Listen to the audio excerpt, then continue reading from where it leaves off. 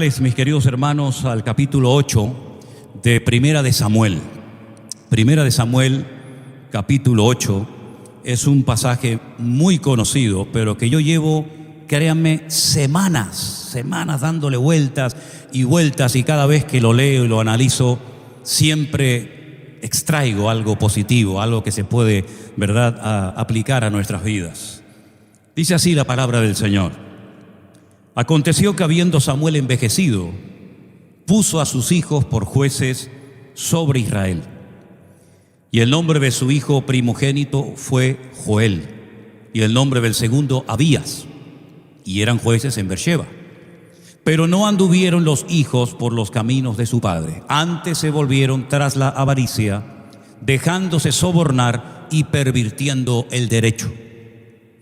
Entonces todos los ancianos de Israel se juntaron y vinieron a Ramá para ver a Samuel. Y le dijeron: he aquí tú has envejecido y tus hijos no andan en tus caminos. Por tanto, constitúyenos ahora un rey que nos juzgue como tienen todas las naciones. Después vamos a seguir leyendo, pero todos sabemos que Samuel, digamos que es como el último de una larga lista de jueces, de personas que el Señor levantaba en momentos puntuales en la historia del pueblo de Israel, que por cierto dice la Biblia reiteradamente que era un tiempo en el que cada uno hacía lo que creía o lo que le venía a la mente.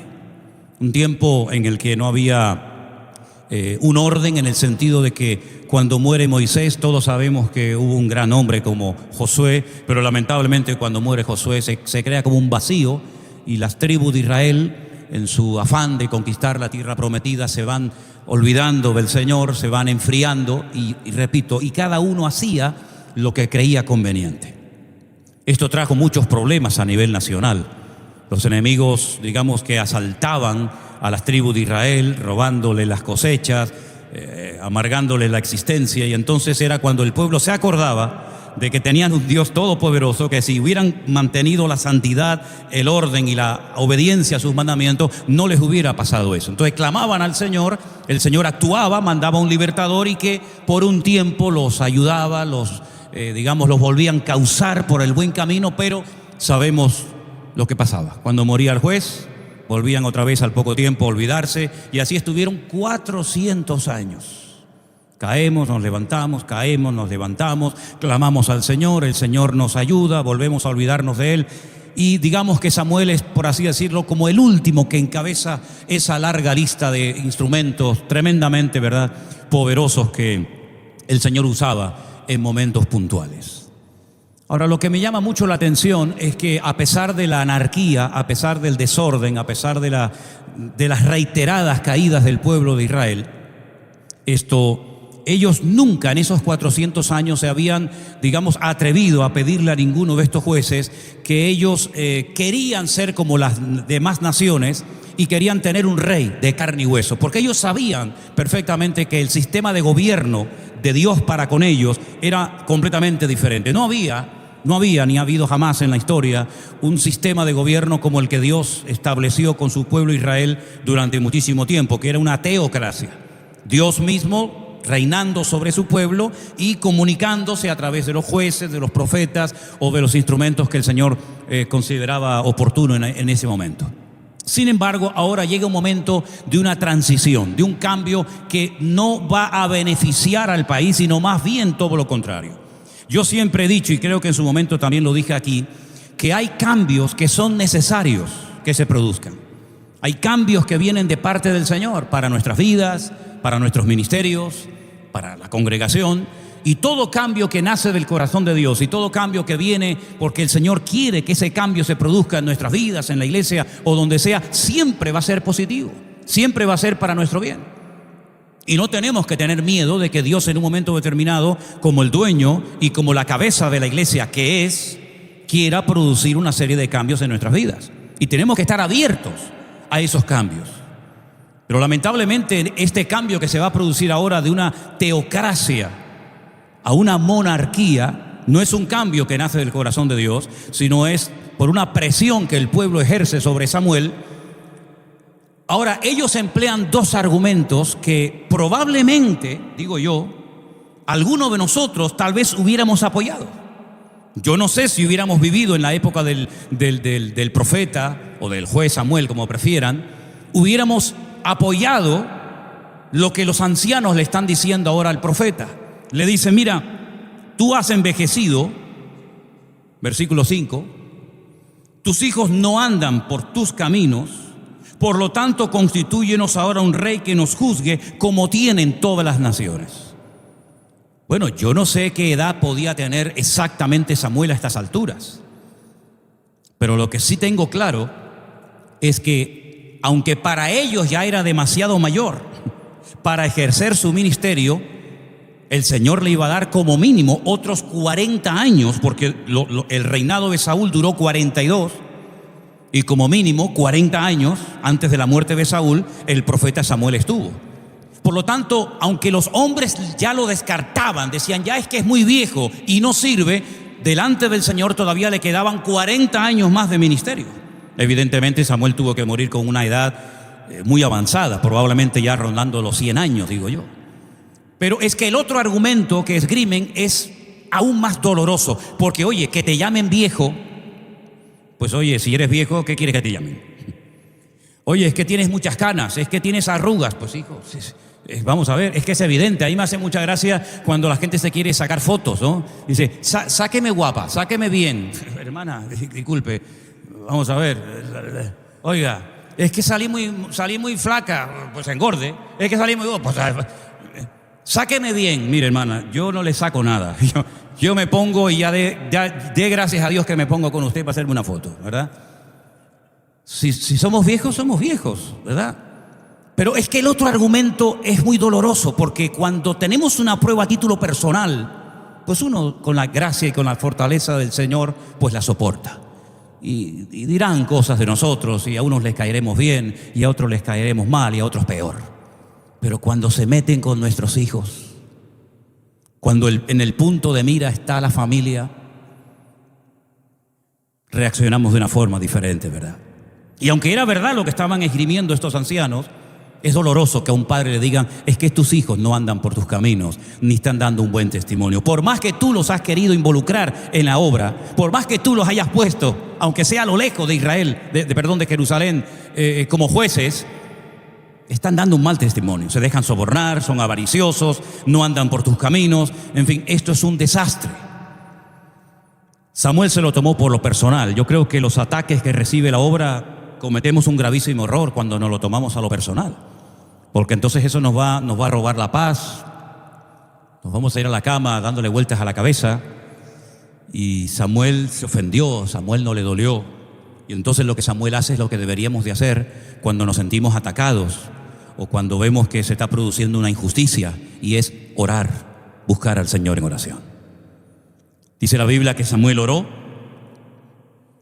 y el Señor le dijo a Samuel, porque cuando oramos y nos refugiamos en Dios, Dios siempre nos habla y siempre nos ministra. Decía Asaf, uno de los que escribió tantos salmos, ¿verdad? Por poco resbalan mis pies al ver los malos caminos de los impíos, que no se inmutan cuando blasfeman tu nombre y cuando se burlan de ti, ¿verdad? Pero cuando entré en la casa de Dios, cuando entré en el templo, todo se calmó y todo se apaciguó, ¿verdad? Samuel se fue a la presencia del Señor y el Señor le habla y le dice, oye la voz del pueblo en todo lo que te digan, porque no te han desechado a ti, sino a mí me han desechado para que no reine yo sobre ellos. Nosotros necesitamos urgentemente, más que nunca, saber leer, saber interpretar y discernir las señales. Porque una vez se le acercó un hombre al Señor Jesucristo, aparentemente cargado de amor y de compasión, diciéndole que no fuera a Jerusalén a morir.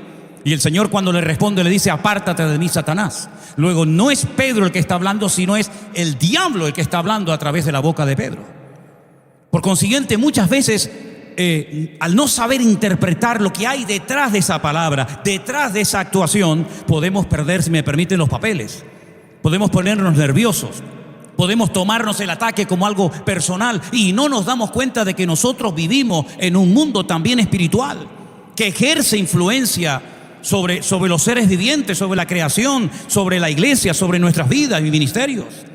Así que el Señor le dice, mira, no es que te estén desechando a ti, no van por ahí los tiros, Samuel. El objetivo, la razón, lo que esgrimen es una mentira. Aunque es verdad que ya eres mayor, aunque es verdad que tus hijos no están dando un buen testimonio, ¿qué es lo que hay detrás de esta presión que están ejerciéndote? Que no quieren que yo sea el rey sobre sus vidas, que quieren salir de mi cobertura, quieren salir de la bendición mía y quieren ser como los demás. Y ahí es donde radicaba el problema de Israel en ese momento. Aunque Samuel hubiera tenido 25 años, aunque sus hijos hubieran sido dos tremendos instrumentos en las manos de Dios, el corazón del pueblo no estaba alineado con el Señor. Así que lo de la edad de Samuel es una excusa.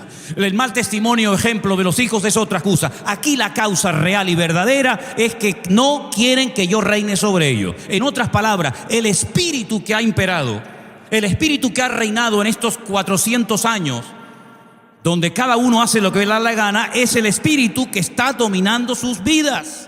Ahora, lo que me llama la atención es que no se acercó un grupito reducido de líderes o de obreros o de ancianos, sino que dice todos los ancianos se le acercaron a Samuel a presionarlo de que querían ser como las demás naciones y tener un rey de carne y hueso. Bueno, esto de que todos los ancianos se juntaron, esto no se hace de la noche a la mañana. No es que se acostaron y al día siguiente se encontraron por la calle y dijeron, oye, ¿qué? ¿Vamos a hablar con Samuel? No, esto fue algo que ya estaba estudiado, planificado. No había WhatsApp, no había teléfonos, no había correos electrónicos, pero seguro que entre ellos habían hablado muchas veces a espaldas de Samuel hasta que al final se unen, pero para lo malo. La unidad para lo bueno es una bendición. La Biblia dice, de hecho, en uno de los salmos que cuando hay unidad, cuando hay armonía entre los hermanos, hay que bendición y vida eterna. Pero es que también se juntaron para lo malo cuando quisieron construir la Torre de Babel. Y ahora se están uniendo también para lo malo, para presionar a Samuel y echarle en cara de que ya es muy mayor, de que no tiene facultades para seguir liderando al pueblo, de que sus hijos están andando por malos caminos. Y entonces ha llegado el momento de una transición. Ha llegado el momento de salir de la teocracia, de salir del gobierno de Dios y entrar en una nueva etapa. Bueno, lo curioso es que ya en la ley de Moisés se hablaba de que algún día Israel tendría un rey. Pero ojo, un rey que cumpliera las condiciones y los requisitos bíblicos, no uno cualquiera. No todo vale en el reino de Dios. Hay un orden, hay unos principios, hay un marco en el que Dios actúa y obra. Y la Biblia nos enseña que el rey de Israel, cuando surgiera, tendría que formar parte, tendría que ser descendiente de la tribu de Judá. Así está establecido por Dios en los libros de Moisés, que el cetro, el mando, el gobierno, la monarquía lo tendría un descendiente de la tribu de Judá. Y curiosamente, si analizamos en la palabra de Dios, en el capítulo 9, verso 1, nos dice que había un hombre, un varón de Benjamín, hombre valeroso, el cual se llamaba Cis y que tenía un hijo joven llamado Saúl. Ya solamente por eso ya totalmente quedaría descartado, porque Saúl podía ser muy atractivo, muy alto, todo lo que tú quieras, pero no es de la tribu de Judá, es de otra tribu, de la tribu de Benjamín. Por lo tanto, no puede ser rey. ¿No sabían ellos que los reyes tenían que salir de los lomos de Judá? Por supuesto que lo sabían. Pero hay personas que no quieren cambiar, aunque conozcan la Escritura. Hay personas que no quieren hacer las cosas decentemente y con orden, aunque conozcan el orden establecido por nuestro Dios en su palabra. Hay personas que quieren vivir a su aire. Y bueno, si la Biblia dice una cosa, yo hago otra. Y la palabra del Señor nos enseña que al final se empeñaron y presionaron tanto a Samuel que al final obtuvieron un rey. A pesar de que el Señor le dijo, pero diles lo que va a pasar con ellos. Diles todas las consecuencias que van a experimentar como consecuencia de este golpe de Estado contra mi soberanía. Adviérteles para que el día de mañana no digan que no sabían lo que les podía ocurrir.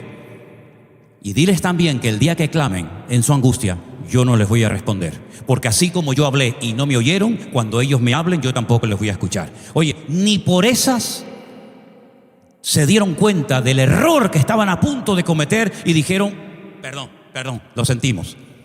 Nos arrepentimos. No, siguieron adelante. Saúl fue un juguete roto.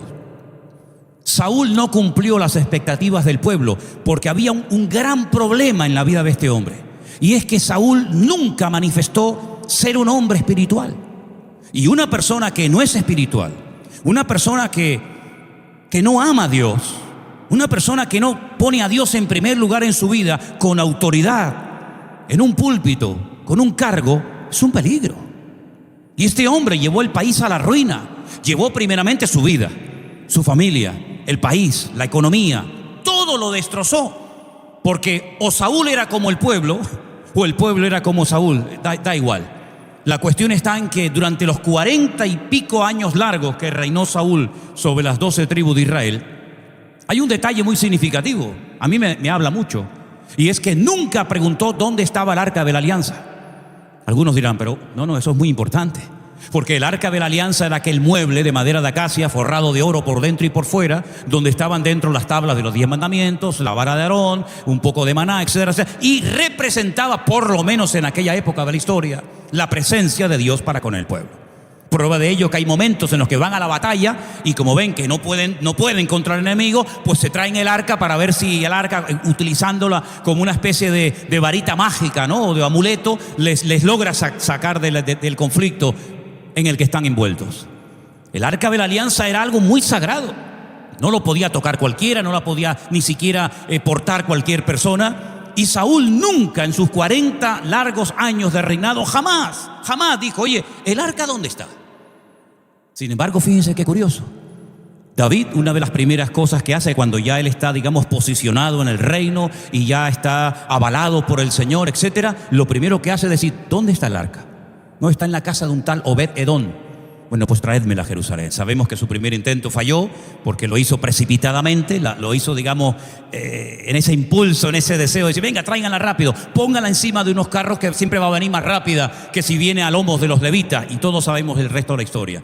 Pero fue un hombre que se preocupó, o se ocupó, mejor dicho, siempre de llevar al pueblo a la adoración, le enseñó a cantar, inventó canciones, construyó instrumentos musicales, planificó el futuro religioso, litúrgico del templo. Un hombre conforme al corazón de Dios. Sin embargo, Saúl jamás. Ahora, muchas veces acusamos al pueblo de haber presionado a Samuel, y es verdad. Pero ¿y Saúl? ¿Saúl qué tiene que decir de todo esto? Porque cuando llegaron con la propuesta y le dijeron, oye, queremos que tú seas nuestro rey, nuestro representante, él podía haberse negado. Él podía haber dicho, no, yo no quiero ser vuestro rey, yo no puedo ocupar este lugar, yo no soy de la tribu de Judá, ni quiero ser rey, etcétera, etcétera. Él aceptó el cargo. Y es que cuando nos vamos a dar cuenta de que nuestro libre albedrío y nuestra libertad podemos utilizarla tanto para lo bueno como para lo malo. Y en este caso, Saúl aceptó un cargo que le venía demasiado grande, como una camiseta que le queda demasiado grande, y al final terminó llevando, ya digo, al país y a su propia vida a la ruina. Agarrarse en un momento de desesperación a cualquier cosa o persona es como querer abrazar un cactus en medio de tu dolor. Cuanto más lo aprietas, cuanto más lo abrazas, más daño te va a hacer a tu vida. Y hay personas que en vez de buscar en la angustia al Señor, buscan salidas rápidas, parches, como yo le llamo, y se agarran a cosas, se agarran a sustancias, se agarran a personas, y se olvidan que el Señor sigue diciendo hoy, venid a mí, los trabajados y cargados, que yo a ustedes les haré descansar. Pero cuando nos abrazamos, cuando nos agarramos a cosas o a personas, tratando de llenar el vacío de nuestros corazones, cometemos una gravísima equivocación. Cuando creemos que nos falta algo en nuestra vida, lo que te hace falta es alguien. Y ese alguien es nuestro Señor Jesucristo, el único que puede traer paz y el único que puede traer calma a nuestra alma y a nuestras vidas. Amén, hermanos. Ahora, fijaros qué interesante. Cuando por fin Samuel entiende que lo que el pueblo pretende es salir del gobierno de Dios, salir de la cobertura de Dios, ellos están apostatando de Dios, ellos se están separando de los caminos del Señor. No se convierten en una nación de ateos, pero sí se convierten en una nación que sí tenemos ahí a Dios, pero en el fondo los que gobernamos y controlamos y dirigimos nuestras vidas somos nosotros. Cuando nosotros oramos a nuestro Dios, cuando nosotros venimos a la iglesia, cuando nosotros leemos la palabra, tenemos que partir de la base de que ya nuestra vida no nos pertenece. Nosotros tenemos un dueño que nos ha comprado con su sangre preciosa. Y como decía el apóstol Pablo, que lo entendió perfectamente, prácticamente desde el día que cae a tierra y pregunta: ¿quién eres, Señor? Y le dice: yo soy Jesús. Yo soy Jesús de Nazaret, a quien tú persigues. Bueno, ¿y qué quieres que haga? Entra en la ciudad y se te dirá lo que debe de hacer. Desde ese momento, prácticamente hasta el final de su vida, cuando él logra terminar la carrera y guardar la fe, ¿verdad? Él llegó a decir a lo largo de su vida: ya no vivo yo, mas vive Cristo en mí. El pueblo de Israel se podía haber evitado muchísimos problemas, persecuciones, matanzas, etcétera, etcétera, si se hubiera sometido siempre a la voluntad de Dios. Hace unos días, exactamente, si no recuerdo mal, 2 o 3 días, el pueblo de Israel, todo el país estaba, no digo de luto, porque no todos lo practican, pero sí estaban de ayuno. ¿Por qué? Porque llegó el día, el famoso día fatídico del Tisha B'Av, ese día en el que tantas catástrofes le han pasado al pueblo de Israel: la destrucción del primer templo, la destrucción del segundo templo, la firma de la solución final en la Segunda Guerra Mundial, la expulsión de los judíos de España y un montón de calamidades, justo siempre en el mismo día. Evidentemente en otro año, pero siempre en el día 9 del mes Ab, que se celebró ahora hace 2 o 3 días. ¿Cuántas catástrofes, cuántas tragedias, cuántas millones de personas podían haberse salvado si se hubieran agarrado al Señor y no a los hombres, y no a instituciones o a esquemas? Exactamente igual nos ocurre a nosotros hoy en día, queridos hermanos. Estamos viviendo en un tiempo difícil para la iglesia, en un tiempo peligroso, porque hoy en día se enseñan cosas que en nuestra época eran impensables, que nuestros niños, nuestros nietos aprendieran y tuvieran que oír sí o sí esas barbaridades que se enseñan desde las escuelas. Y nos sentimos totalmente impotentes, ¿verdad? Porque no podemos hacer nada, porque incluso hasta es un delito no decirle al niño que ese día vaya a la escuela. Y necesitamos una sabiduría del Señor, yo creo que sobrenatural, especial, para poder enseñar en nuestros hogares a nuestros hijos, para que cuando llegue el momento de que ellos tomen su propia decisión, sigan bajo la cobertura del Señor y no entren en esa corriente de este mundo que parece que todo vale y donde Dios ya molesta y hay que sacarlo de todas partes. En uno de los viajes que hice a Israel este año, fui a un campamento que se hace exclusivamente para soldados, digamos, creyentes que están en el ejército de Israel. Porque se han dado cuenta que muchos, cuando ingresan, los chicos esos 3 años y las chicas esos 2 años, muchos después ya no vuelven a las congregaciones. Se pierden, se diluyen, se olvidan de Dios. En fin, por la presión o por los motivos que sea. Entonces los pastores se han unido de diferentes denominaciones, de diferentes iglesias, para instruir, para preparar a esos jóvenes, porque se daban cuenta que casi el 60% de los jóvenes que iban al servicio militar obligatorio luego no volvían a las congregaciones. Pero yo pensaba, Señor, y aquellos jóvenes como aquellos que estaban en Babilonia bajo la presión, que les cambiaron el nombre, les cambiaron absolutamente todo, pero se mantuvieron firmes en el Señor. ¿Dónde recibieron esa instrucción? ¿Dónde recibieron esa enseñanza? En el hogar. Y José solito ahí en Egipto, sin padre, sin madre, sin iglesia, sin Biblia, sin pastor, sin ignario, sin nada. Dice: no me mandasteis vosotros a Egipto, sino me mandó Dios utilizando vuestra envidia, vuestros celos, ¿verdad? ¿De dónde sacó esa enseñanza? Del Señor. Y así Moisés, y podríamos hablar con tantos personajes. Cuando el pueblo de Israel o cuando cualquier creyente en el Señor se quiere salir de su cobertura, se quiere salir de su paraguas, hermanos, nos convertimos en personas tremendamente vulnerables. Y estamos viendo lamentablemente que en cuanto un creyente, aunque haya sido criado en el Evangelio, aunque haya estado desde niño en la iglesia, como baje la guardia y como no tenga una comunión personal y directa con el Señor cada día, hermanos, si te he visto no me acuerdo. Y estamos viendo lamentablemente cómo cantidad de jóvenes están siendo arrastrados por la corriente de este mundo porque no tienen una base, y sobre todo, más que una base, lo que no tienen es una relación con el Señor.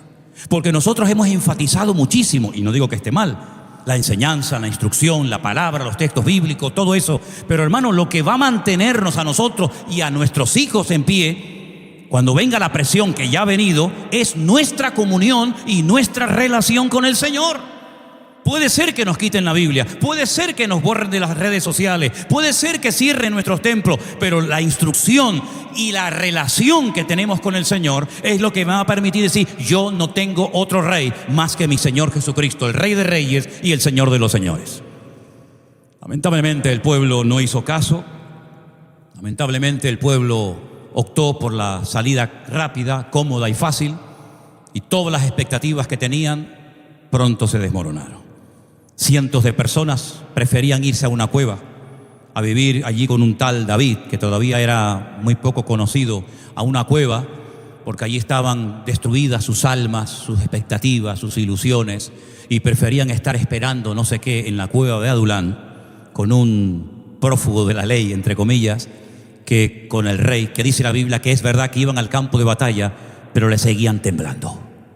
Sin embargo, con David, aquellos hombres enlutados, empobrecidos, destruidos, amargados, frustrados, dice la Biblia que de ahí salía una tropa de valientes que cuando se les miraba la cara, dice que las caras eran como de leones y corrían como gacelas, porque les impregnó David el amor a Dios, la devoción por el Señor y por su palabra, y eso es lo que en definitiva cambia una vida. Samuel estuvo toda la vida llorando por Saúl, hasta que un día el Señor le dijo: ¿hasta cuándo vas a estar llorando por Saúl?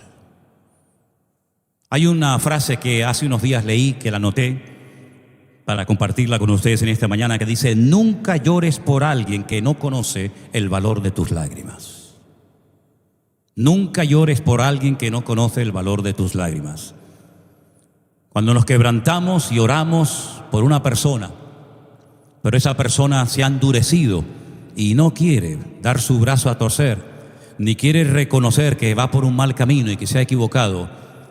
Hermanos queridos, si algo he tenido que aprender en estos años sirviendo al Señor es no perder el tiempo con el que no quiere cambiar. Lo único que podemos hacer es orar. Orar, dejarlo en las manos del Señor, descansar y no estar agobiado, ni dejar nunca que nada ni nadie robe la paz de tu corazón, porque la obra no la hace ni el abuelo, ni la abuela, ni el papá, ni la abuelita, ni el tío, ni el pastor, ni el sobrino. La obra quien la hace, y el único que la puede hacer bien y perfecta, es nuestro Dios. Cuando oramos a Él, cuando ponemos la carga en sus manos, el Señor nos sorprende y el Señor puede doblar corazones endurecidos. ¿Cuántos lo creen conmigo en esta mañana? Gloria a Dios. Sigo leyendo, versículo 8. Conforme a todas las obras que han hecho desde el día que los saqué de Egipto hasta hoy. No han cambiado. Dejándome a mí sirviendo a dioses ajenos, así hacen también contigo ahora. Yo siempre he dicho, se lo decía hace unos días a un hermano en Alicante, donde estuvimos recientemente: el que no se sujeta a Dios, no se va a sujetar a un hombre. El que no es capaz de someterse y de obedecer al Señor, se va a sujetar y se va a someter a ti. No tiene ningún sentido. Dice: esto que están haciendo contigo, Samuel, lo han hecho siempre, desde que los saqué de Egipto. A pesar de que vieron mis obras, mis milagros, las plagas, etcétera, etcétera, siempre sus corazones han sido duros, siempre han sido rebeldes. Y lo que a ti te está pasando ahora y te duele es lo que han hecho conmigo toda la vida, desde que los saqué de Egipto hasta el día de hoy. Refirió Samuel todas las palabras del Señor al pueblo que le había pedido rey. Versículo 11. Dijo: pues así hará el rey que reinará sobre vosotros. Escuchen, así como ellos se metieron con sus hijos como argumento para decir: es que tus hijos no dan la talla, ahora Samuel les dice: tomará a vuestros hijos y los pondrá en sus carros y en su gente de a caballo para que corran delante de su carro. Es decir, a los hijos que amáis, a los hijos que tanto cuidáis, los va a tomar el rey, se los va a llevar para que trabajen para él. Nombrará para sí jefes de miles, de jefes de centenas. Los pondrá a sí mismo que aren sus campos y que sieguen sus mieses y que hagan sus armas de guerra y sus pertrechos, sus carros. Y le da una lista enorme y después les dice, les mete la mano en el bolsillo, porque tú sabes que somos muy espirituales hasta que nos tocan el bolsillo. Tomará vuestras hijas, diezmará vuestro ganado, vuestras viñas, tomará vuestros siervos, diezmará también vuestros rebaños, seréis sus siervos. Y por si esto fuera poco, el día que clamareis a causa de vuestro rey, que os habéis elegido, el Señor no responderá en aquel día. ¿Qué necesidad tenemos de correr riesgos innecesarios? Sufrir por la causa del Evangelio es un honor. Tengo por cierto que las aflicciones del tiempo presente no son comparables con la gloria venidera que en nosotros ha de manifestarse. Pasamos por cárceles, por tumultos, por presiones, por críticas, por todas esas cosas, por la voluntad de Dios. Gloria a Dios, bendito sea el Señor. Él nos dará la fuerza en la prueba y saldremos siempre más fortalecidos y más renovados. Pero sufrir innecesariamente por algo que te podías haber evitado es lo más absurdo y lo más ridículo. Pero ni aún así, con todas estas advertencias, el pueblo reaccionó, el pueblo recapacitó, sino que siguieron y siguieron empeñados. Ok, ¿queréis rey? Tomen un rey. Ese rey al final, para no alargar mucho la historia, sabéis que terminó hasta quitándose la vida, suicidándose en el monte Gilboa. Allí en el norte de Israel hay un monte que se llama el monte Gilboa, donde han colocado una estatua de una mujer gigante con los brazos así, no sé por qué. Delante de ese monte está el famoso valle de Meguido, donde se va a llevar a cabo la batalla de Armagedón. Y allí en aquella ciudad, que era una fortaleza romana, tiempo más tarde, Bet-Shean, pues allí murió Saúl junto con toda su familia. Llevó el país a la ruina, llevó su vida y su familia a la ruina porque eligieron a la persona equivocada. No te equivoques tratando de planificar y de organizar tu vida, porque el Señor tiene lo mejor para ti. El Señor dice en su palabra que su voluntad es buena, es agradable y es perfecta. Dios nunca, jamás se va a equivocar contigo. Si te ha dicho no a algo que le has pedido, es porque Él sabe que tiene que ser esa la respuesta. Si permanece cerrada esa puerta que te hubiera gustado hace años que el Señor abriera, pero aún sigue cerrada, tranquilo, dale gracias al Señor. Gozaos cuando os halléis en diversas pruebas, sabiendo que la prueba de vuestra fe produce paciencia, pero tenga la paciencia su obra completa.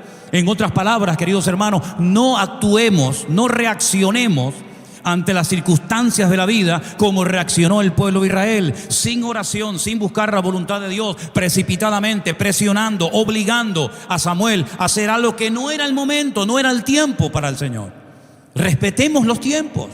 Yo siempre he dicho que una de las obligaciones fundamentales de la iglesia, de cualquier iglesia, hoy en día, es saber adaptarse y reconocer los tiempos en los que estamos viviendo. No estamos en los tiempos de la Segunda Guerra Mundial, ni en los tiempos de los profetas o de los apóstoles. Estamos viviendo en otro tipo de tiempos, con otras características, con otras circunstancias, y la iglesia tiene que no sobrevivir, tiene que mantenerse firme en victoria, pero no dejarse arrastrar por la tremenda presión que estamos recibiendo por todos los lados los creyentes en los últimos años.